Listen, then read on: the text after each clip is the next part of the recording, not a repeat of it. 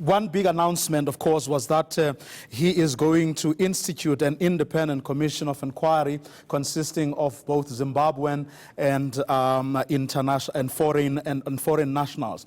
But he didn't answer your question where you asked him whether, in fact, he was briefed prior to the army being dispatched on Wednesday. Yeah, absolutely. What an extraordinary turn of events here in Harare today, Vuyo. The Zimbabwean political machine is in full spin and in rapid spin, no pun intended there. We went from hearing from Nelson Chamisa and also from being, facing the force of the Zimbabwe Republic Police as journalists to being guests of the President of the Republic, President Emmerson Mnangagwa, hosting us here at State House, and a very jovial mood, very friendly. The staff here, the President's aides, being extraordinarily friendly with the journalists. In fact, even telling us that take your time and set up. He will only come out when you are ready to actually hear from him. And actually, even George Charamba, his spokesperson, even jokingly saying that you media are today my bosses, and I will take instructions from you. The President, the President's spokesperson, as well as the Minister of Information, Simon Kaya Moyo, apologizing to journalists for the incident that happened at the Bronte Hotel with the riot police wanting to disperse journalists who were attending Nelson Chamisa's media briefing. Then the President himself taking over. You're absolutely right, Vuyo. The President addressing the period building up to the elections, but very quickly moving on to talk about the events of the 1st of August, saying that he's going to institute that commission of inquiry that will compose of people from Zimbabwe, but also international people that will be appointed to be part of this independent probe, and saying that there's been a festival of democracy in Zimbabwe, and the violence of a few should not be allowed to detract from the achievements of many in as far as the democratic space is concerned. And the President then also saying that he has instructed that the families of those who lost loved ones in that violence be given assistance, and also saying that you're absolutely right, Vuyo. He didn't answer the question of whether he was briefed or not before the soldiers were deployed and also before live ammunition was fired on civilians. But he did say that the circumstances, according to what he's been told, is that when there was a protest happening and it had turned violent and there had been destruction of property, including vehicles, the situation got to a point where the police were overwhelmed and they called for support from the Zimbabwe Defense Forces, which they are allowed to do in terms of the law, according to the President. Now, having said that Nelson Chamisa has a role to play in rebuilding Zimbabwe, he also divulged during the question and answer session that he had gotten the Secretary General of ZANU-PF to engage Nelson Chamisa, and that happened at least twice. Yeah, absolutely. The President making it clear that he believes Nelson Chamisa has a role to play in the present Zimbabwe and also in Zimbabwe's unfolding future, quote unquote, and basically asking or perhaps challenging Nelson Chamisa to say, let's both appeal to Zimbabweans to be peaceful and to be united. We may have differed before during the build up to the elections, but the time for politics is now over. Let's all move forward in a united fashion. And responding to Nelson Chamisa's allegations that President Mnangagwa is a president-elect in an irregular manner, in that he's been given according to Chamisa, the poison chalice by the Zimbabwe Electoral Commission, and he should not accept it, the position of president as declared now. President Mnangagwa responding by saying that actually the law in Zimbabwe says at the end of the electoral process, the Zimbabwe Electoral Commission declares those who have won the elections, and I've been declared to have won the election. I did not declare myself, and I'm not opposing that declaration. Well, he also promised that he's going to be, and I quote, an inclusive president. But he didn't go as far as suggesting even that he may extend an olive branch to the opposition. In fact, he was asked if he would consider including members of the opposition in his cabinet once he forms it.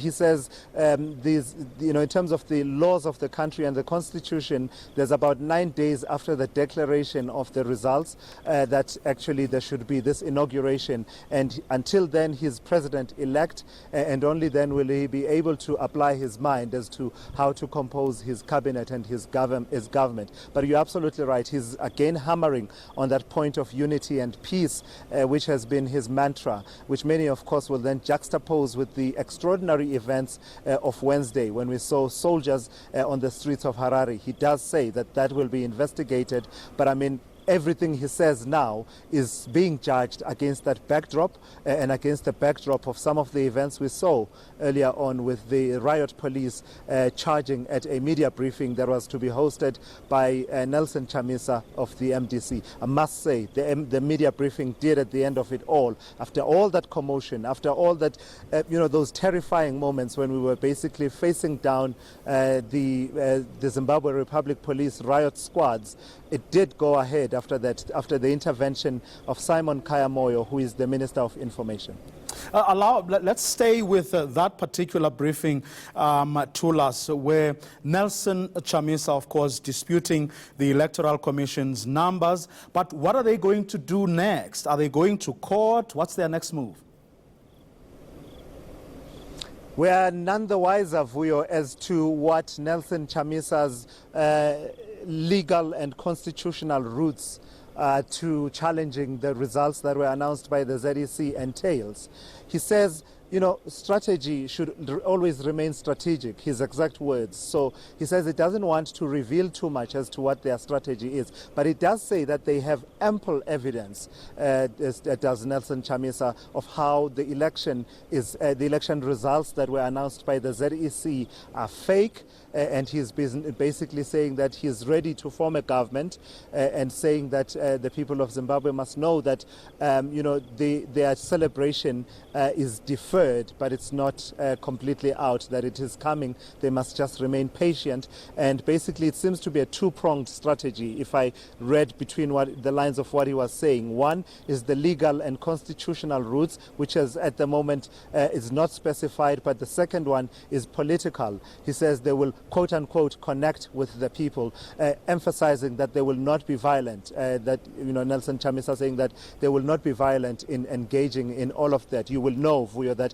the allegation is that MDC supporters marching through the city center in Harare did engage in acts of violence. The allegations including that there was incidents of, in fact, throwing of stones, some of which we did witness. I was actually caught in the middle between the riot police there by Rainbow Towers Hotel, between the riot police and the supporters who were at the gate. Of course, the MDC then quickly moves on to say that there were people who were planted in there to basically act as agents, provocateurs. In fact, Nkululeko Sibanda, the Nelson Chamisa spokesperson, saying that that's the hallmark of all dictatorships. If they want to act against you, they plant people within your peaceful protest so that they have an excuse to open fire. So a lot of finger pointing for you in this particular situation. One wonders what back channels have been opened between the two main protagonists, President Mnangagwa and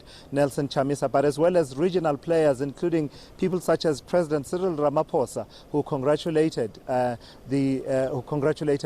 Mnangagwa. And we heard earlier on today Nelson Chamisa saying that he will possibly be having a conversation with the President of the Republic of South Africa. Now, Nelson Chamisa, too, was, of course, speaking for the very first time, just like Emmerson Mnangagwa, since Wednesday's protests that left several people dead and scores more injured. Apart from laying the blame, correctly, I suppose, on the soldiers that opened fire on the protesters, did he accept that he, too, may have had a role in it? No, absolutely not. According to the MDC, their protests are always peaceful. They never engage in any violent activity. And as I said, they're saying that it is possible that there were people who were agents, provocateurs, who basically were planted to be in there in the midst there. Because, in terms of the trail of destruction, it's not hard to find, Vuyo. You will see. If you had gone to ZANU-PF a few days ago, you would have seen there was a truck there at the main headquarters where it was damaged, and the damage came from stone throwing. You will see the image, the banner there of President Mnangagwa, the main very prominent banner there, that it was also damaged.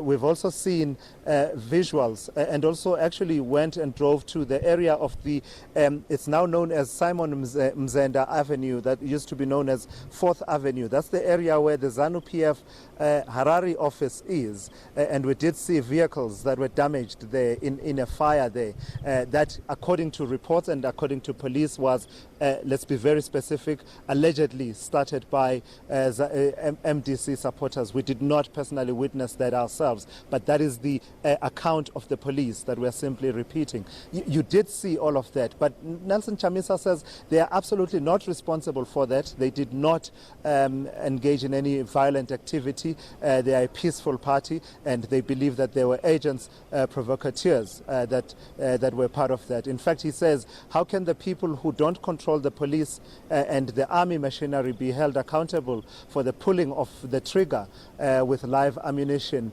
in a crowded city center like Harare?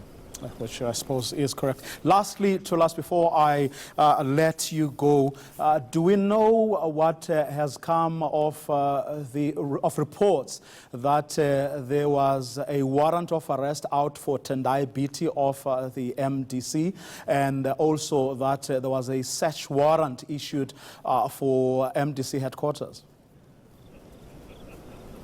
Yeah, Vuyo, the search warrant at MDC headquarters, we can confirm that the police have confirmed that they executed this warrant. This was ahead of the announcement of the results, and it happened at the time at which people were actually clearing the city center at various points during the day, and the police and the riot police were making their presence felt, and as well as the military as well, making their presence felt in and around the city. So that we can confirm. The police telling us that in the course of executing those warrants, they arrested 18 people in there that had been in there since the day before, since Wednesday, when that violence took place in the city center in Harare. MDC leader Nelson Chamisa telling us as well, Vuyo, very quickly, which we've not been able to confirm with police as yet, that from the violence on Wednesday, another person has died, a person that was in hospital. We'll be very keen to try and